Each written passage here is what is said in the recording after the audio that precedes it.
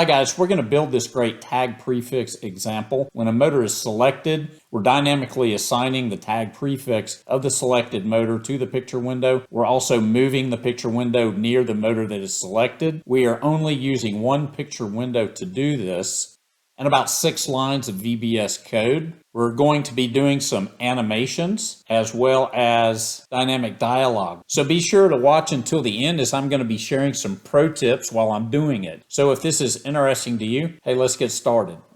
We'll start in WinCC Explorer and we'll open Tag Management. Now we're going to go under Structure Tags and we're going to create a new structure type. We're going to name this Motor. Now we'll create elements for our motor structure. We'll right-click, New Structure Element. This will be Power, which will tell us if the motor's on or off. This will be Speed, how fast the motor's running. Current, how many amps is the motor pulling. And then Fault, which will tell us about any problems. Now I'll just highlight my structure and I'll adjust my data types. Power is going to be binary. Speed is going to be unsigned 16-bit value. Current is going to be a floating point, and then fault, we're just going to make it a word, which is going to be unsigned 16-bit value. Now that we've created the definition of our motor structure, let's create some tags. We'll go to the Structure Tags tab, and for this first one, we're just going to name it Motor1, and it will be data type motor. And when we do this, if we go to the structure tag elements, you can see that it creates these tags for us. And now all I have to do is pull this down and I have all 4 of the tag sets for each of my 4 motors that we're going to create. If we want, we can throw these into a group. So I'll go to Internal Tags, New Group, Motors, and then we will go back to our structure tags. And then under my group here, I can add all of these to the motor group. And when I go back and look in the group, there's all my tags. Now let's go build some screens. Go back to WinCC Explorer and open Graphics Designer. We're going to make the pop-up screen first. We're going to go to Geometry and set our width and our height. And we're going to save it as Motor Details. We'll go ahead and add some labels for our tags. So the first one is going to be Power, and we'll just duplicate this. Speed, Current, and then Fault. And I'll use my arrow keys to nudge this up, and then we will select all of these and align them and save again. Next, we'll go to our tag dialog and we'll find these tags. And I'll just go into Motor 1. I'll pull the speed out here, my current here, and my fault here. For power, I'm going to use a text block and tie it to the power tag. So I'll grab a static text here and default it to on, and then I will align these 2 blocks. Next, I want my IO fields to be similar to this size, so I'll use my copy properties, paste these in, and I'll use my alignment properties to make these look better. Now I'm going to do a little bit of formatting on these, so I will make these the same size and make sure these are aligned. And then I want the background color to be white, and I'll left justify these. And I'll go ahead and select all of these, use my shift arrow keys to just kind of put a little bit of space in there. And let's go ahead and take a look at these tag connections. Since these are going to be tag prefix, we don't really want motor 1, motor 2, motor 3 here. We're going to dynamically assign that when we click on the motors that we're going to build. So I'm just going to double click this and get rid of the prefix. If you're not sure about how Tag Prefix works, a little later in the video I'm going to explain it, so hang in there with me. Now another thing that we can do is highlight both of these IO fields and do linking tag connections. And I can just get rid of my prefix like this. I'm going to find motor underscore 1 dot, and then I'm going to replace it with just a dot. Then we'll just select all and hit preview so we can see what it's going to look like. And then the last step is to hit replace. That's a very quick way to change a lot of your tag connections. This wizard will come up and ask you about non-existent tags because we do not have tags that are just named .current. Don't worry about this, just hit exit. Next, I'm going to make a toggle button. I've decided not to use this text label, so I'm just going to get rid of it. I'm going to come down to Windows Objects. I'm going to grab a button, pull it out here, just default the text to on.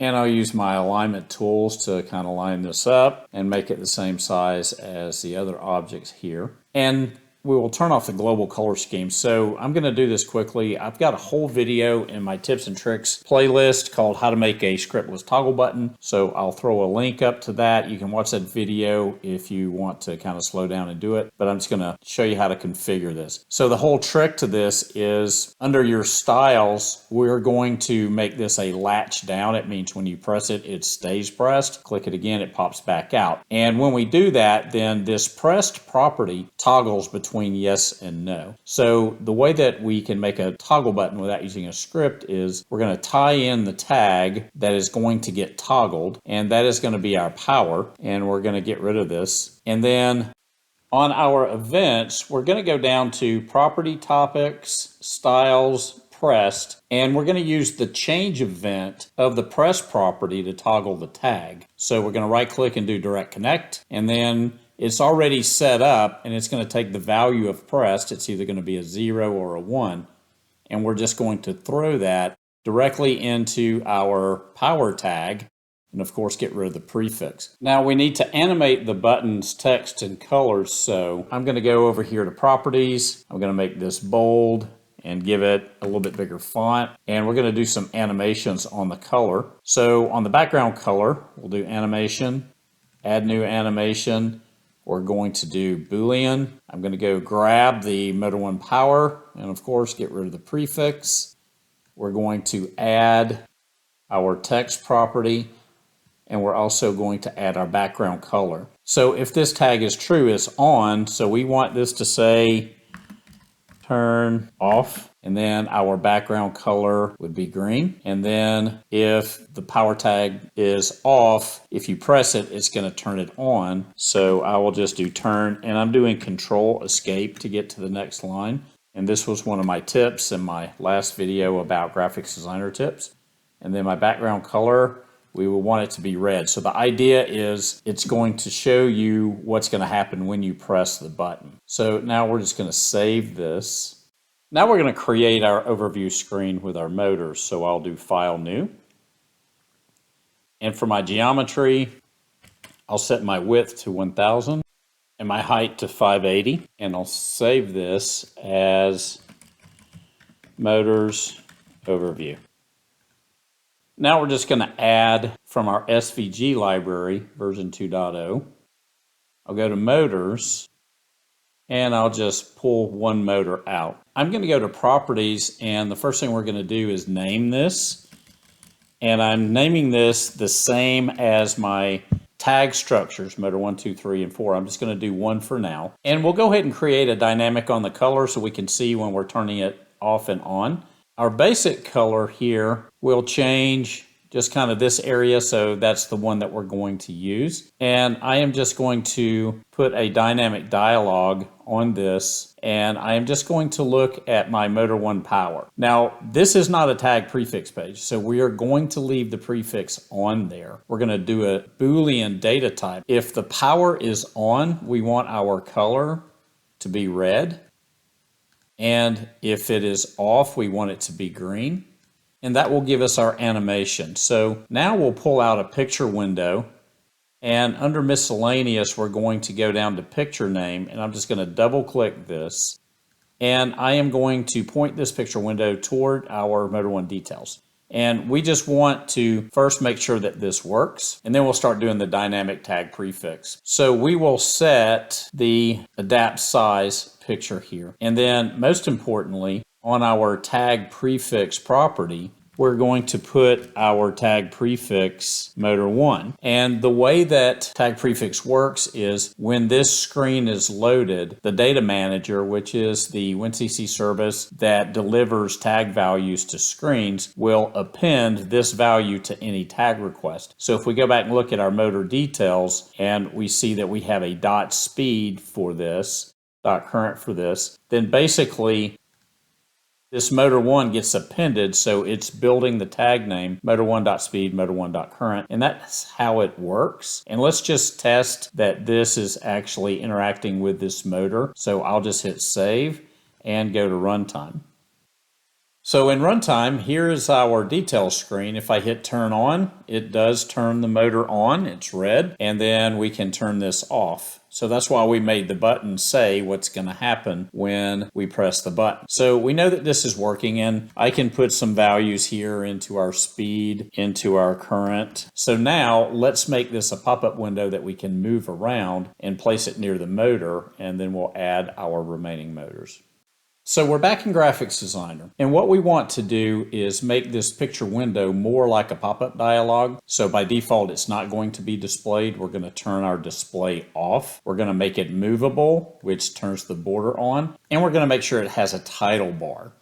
And then lastly, I'm just going to go down to our tag prefix property. I'm going to clear this out. And the way this is going to work is we're going to click on a motor. And when we click on the motor, there's 4 things that has to happen. Number 1, the tag prefix has to be updated to the relevant motor. Number 2, the heading of this picture window needs to say the name of the motor. Since we are updating the tag prefix property, we have to refresh the screen. And that's because the data manager only looks at the tag prefix property when a picture window loads a picture. And so if you change it without refreshing it, i.e. turning it off and turning it back on, then it doesn't take into effect. So we have these 4 things that we have to do. So I'm going to take care of the first one by the motor click. On our events, I am just going to do a direct connect, and for our source information, I'm going to take the object name. And that's why we name this motor motor_1, which is the exact same as the name of our motor1 structure. And I am going to put it into our picture window tag prefix property. So that's one thing taken care of. Now we're going to use Visual Basic Script to do the rest, and we're going to do it when this tag prefix property is updated. So we will go to our picture window,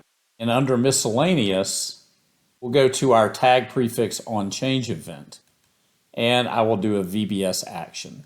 Now in the VBS editor, and this is tag prefix on property change. So this script that we're going to write is triggered every time this tag prefix changes value. And we can know what value it changes to by using the value that is passed in. The item that is passed in is actually a handle to whichever item that we're on, in this case, the picture window itself. And we can use that to our advantage. So I'm going to go ahead and write the comments that we have to do. And so the first comment is going to be update the window title with selected motor. And then the next thing we have to do is turn off picture window display.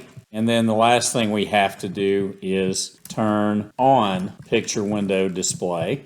And this effectively refreshes the picture window because the tag prefix changed. So we'll go ahead and add that to the comments.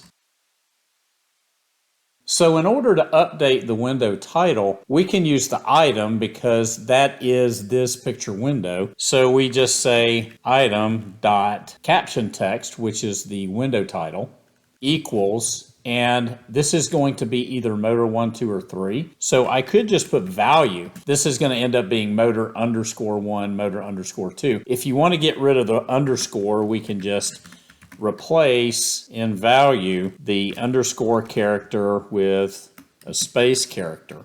And that'll give us a nice title. And then to turn off the picture window, we just say item.visible equals VB false.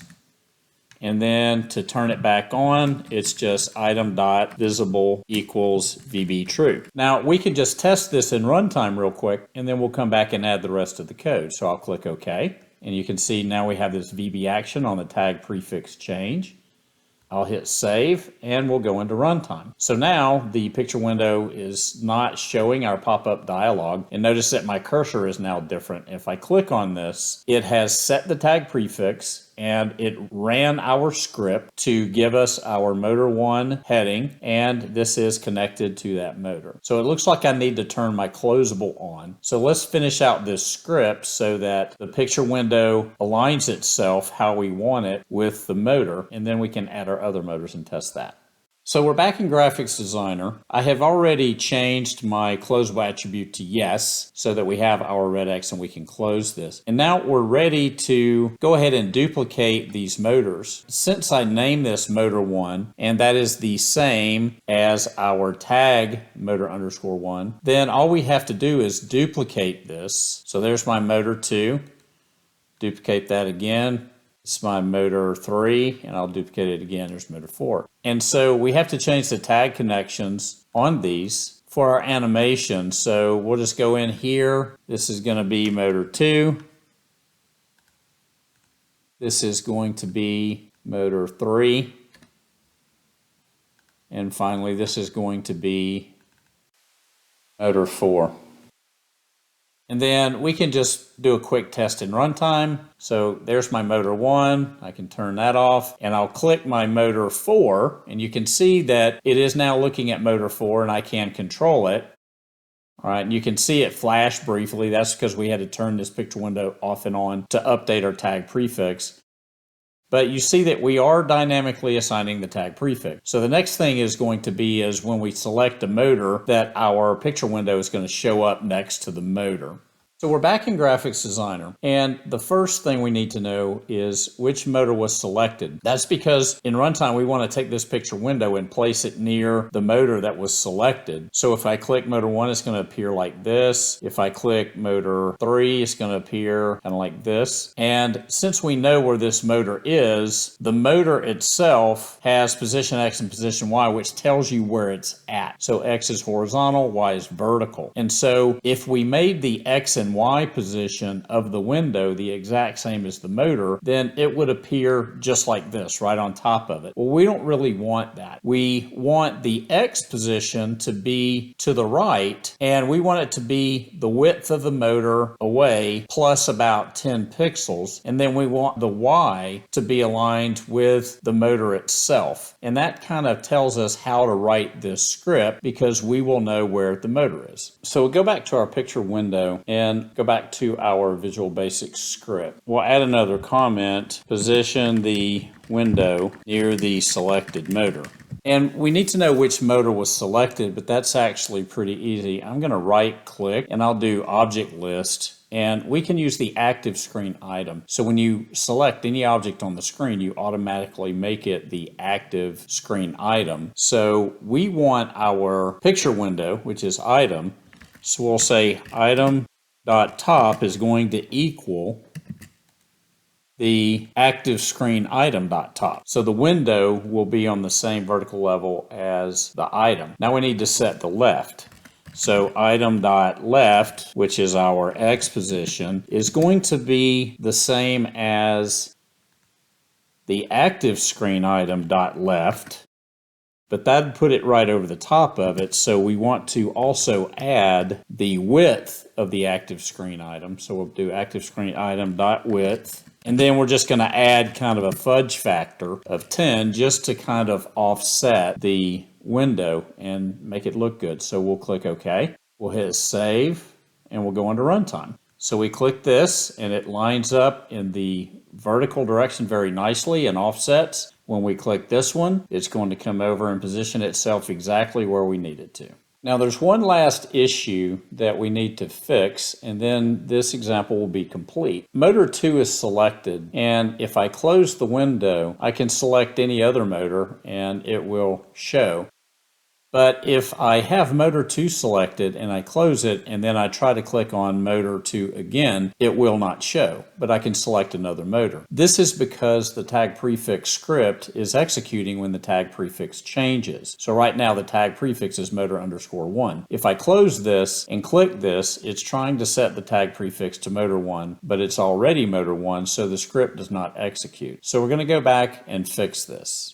So we're back in Graphics Designer and we're on the picture window object. And in order to fix this problem that we just saw, we need to do two things. Number one, when the pop-up dialog is closed, we need to clear out the tag prefix property, basically make it a 0-length string. It's going to be blank. The second thing we need to do is in our tag prefix change event, we only need to run the script if the tag prefix contains something valid like motor 1, 2, or 3, and not run it if it's 0 or blank. And this will take care of our problem. So the first thing we'll do is go to our display change event, and we're going to write a VBS action here, and basically I'll just write a comment, set tag prefix to blank if display is set to 0. And so we'll just say if value, because value here is the value of our visible property when it changes. So we'll check if value is 0. So if value equals 0,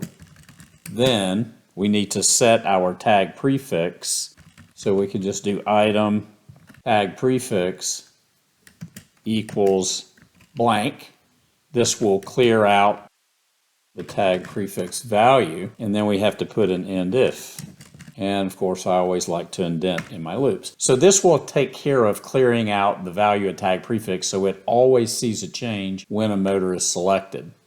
Then we're going to go back to our tag prefix on change event. And we're only going to run this code here if the value of tag prefix has a valid value in it. So we will say if value does not equal nothing, then, and then I'll highlight all of this and indent it.